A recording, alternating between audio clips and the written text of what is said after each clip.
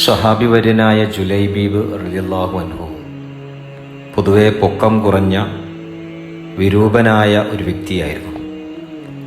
അങ്ങനെയായിരുന്നു അവിടുത്തെ ജനങ്ങൾ അദ്ദേഹത്തെ കാണുകയും ഇടപെടുകയും ചെയ്തിരുന്നത്. അതിൻ്റെ പ്രയാസങ്ങൾ അദ്ദേഹം അനുഭവിക്കുകയും ചെയ്തിരുന്നു. എന്നാൽ ജനങ്ങൾ വിരൂപനെന്ന് പറഞ്ഞിരുന്ന ജുലൈബീബ് റളിയല്ലാഹു അൻഹുവിനെ റസൂലുള്ളാഹി സ്വല്ലല്ലാഹു അലൈഹി വസല്ലമയും അവിടുത്തെ സഹാബത്തും ഏറെ സ്നേഹിക്കുകയും സ്വീകരിക്കുകയും ചെയ്തു. പ്രവാചകന്റെ സദസ്സിൽ അവജ്ഞയോ അവഗണനയോ തെല്ലും അദ്ദേഹത്തിന് അനുഭവിക്കേണ്ടി വന്നില്ല.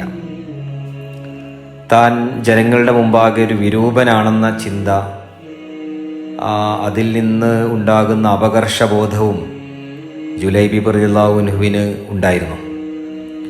പക്ഷേ പ്രവാചകനിൽ, അദ്ദേഹത്തിൻ്റെ സഹാബത്തിൽ അദ്ദേഹം ആശ്വാസവും ആനന്ദവും കണ്ടെത്തി. അപകർഷബോധം ദൂരീകരിച്ച് ജുലൈബീബ് റളിയല്ലാഹു അൻഹുവിൽ ആശയും ആവേശവും ഉണർത്താനും അദ്ദേഹത്തിൻ്റെ ജീവിത പ്രയാസങ്ങൾ ലഘൂകരിക്കാനും പ്രവാചകൻ സദാ താൽപ്പര്യം കാണിച്ചിരുന്നതായി ചരിത്രത്തിൽ കാണാം. ഒരു കുടുംബജീവിതത്തെപ്പറ്റി ജുലൈബീബ് റളിയല്ലാഹു അൻഹു ചിന്തിച്ചിരുന്നില്ല. തന്നെ സംബന്ധിച്ച് അത് അസാധ്യമാണെന്നായിരുന്നു അദ്ദേഹത്തിൻ്റെ ധാരണ. കാരണം സാധാരണ മനുഷ്യനേക്കാൾ വളരെ ഉയരം കുറഞ്ഞ, ജനങ്ങൾ വിരൂപൻ എന്ന് വിളിക്കുകയും കാണുകയും ചെയ്യുന്ന തന്നെ ഏത് യുവതി സ്വീകരിക്കാനാണ് എന്ന് വിചാരിച്ച് ദാമ്പത്യ ജീവിതത്തെക്കുറിച്ച് അല്പം പോലും ചിന്തിക്കാതെ അദ്ദേഹം സൽക്കർമ്മങ്ങളിലും മതസേവന രംഗത്തും ശ്രദ്ധയൂന്നി ജീവിക്കുകയായിരുന്നു. എന്നാൽ പ്രവാചകൻ അദ്ദേഹത്തെ അങ്ങനെയല്ല കണ്ടിരുന്നത്. തൻ്റെ ശിഷ്യൻ്റെ ഏകാന്ത ജീവിതം അവസാനിപ്പിക്കാൻ മനുഷ്യസ്നേഹിയായ പ്രവാചകൻ നിശ്ചയിച്ചു. അനസ് ഇബ്നു മാലിക് റളിയല്ലാഹു അൻഹു നിവേദനം ചെയ്തൊരു ഹദീസിൽ ഇങ്ങനെ കാണാം: നബി സല്ലല്ലാഹു അലൈഹി വസല്ലമയുടെ അനുചരന്മാരിൽ വികൃതമുഖനായ ഒരാളുണ്ടായിരുന്നു. വിവാഹം കഴിപ്പിച്ചു തരാമെന്ന് പ്രവാചകൻ അദ്ദേഹത്തോട് നിർദ്ദേശിച്ചു.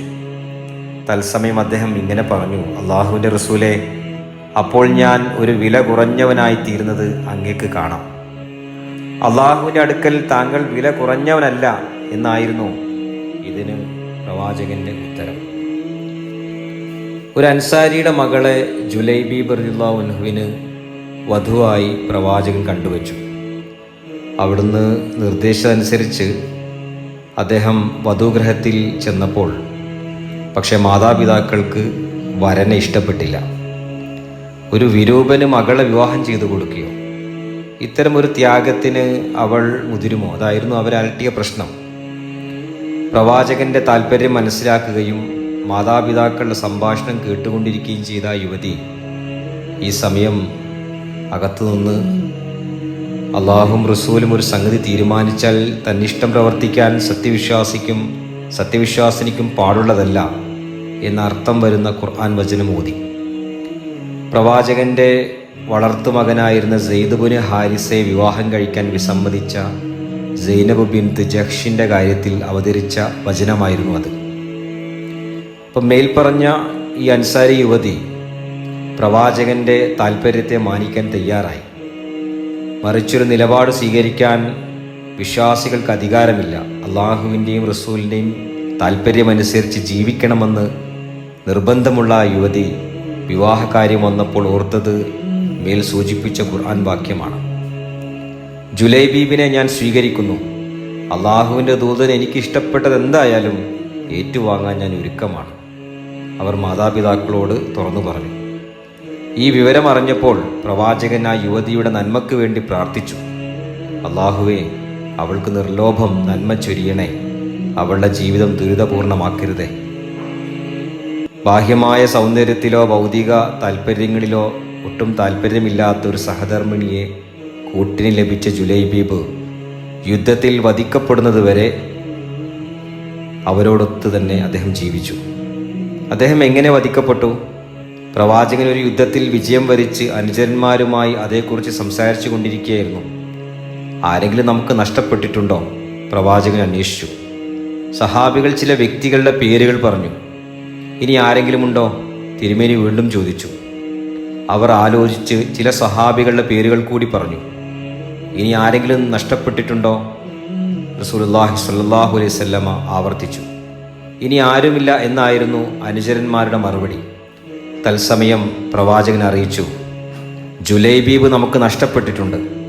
നിങ്ങൾ യുദ്ധക്കളത്തിൽ തെരഞ്ഞു നോക്കൂ. യുദ്ധക്കളത്തിൽ തെരച്ചിൽ നടത്തിയ സഹാബികൾക്ക് ജുലൈബീബ് റളിയല്ലാഹു അൻഹു 7 മുശ്രിക്കുകളുടെ നടുവിൽ രക്തസാക്ഷിയായി കിടക്കുന്നതാണ് കാണാൻ സാധിച്ചത്. മുശ്രിക്കുകളെ വെട്ടിവീഴ്ത്തിയ ശേഷം അദ്ദേഹവും അന്ത്യശ്വാസം വലിച്ചു. തൻ്റെ വിരൂപൻ എന്ന് ജനങ്ങൾ വിളിച്ചിരുന്ന സഹചാരിയെ കാണാൻ പ്രവാചകൻ എണീറ്റ് ചെന്നു. ജുലൈബീബ് മരിച്ചു കിടക്കുന്ന രംഗം കണ്ടപ്പോൾ തിരുമേനി അഭിമാനത്തോടെ ഇങ്ങനെ പറഞ്ഞു, 7 പേരെ കൊന്ന ശേഷം വധിക്കപ്പെട്ടു. ഇവൻ എന്നിൽപ്പെട്ടവനാണ്, ഞാൻ ഇവനിൽപ്പെട്ടവനും. ഇത് തന്നെ നബി സല്ലല്ലാഹു അലൈഹി വസല്ലമ 3 വട്ടം ആവർത്തിച്ചു. അനന്തരം സ്വന്തം കൈത്തണ്ടയിൽ തിരുമേനി ആ മൃതദേഹം ചുമന്ന് ശിഷ്യന്മാർ ഒരുക്കിയ ഖബറിൽ ഇറക്കി വച്ചു.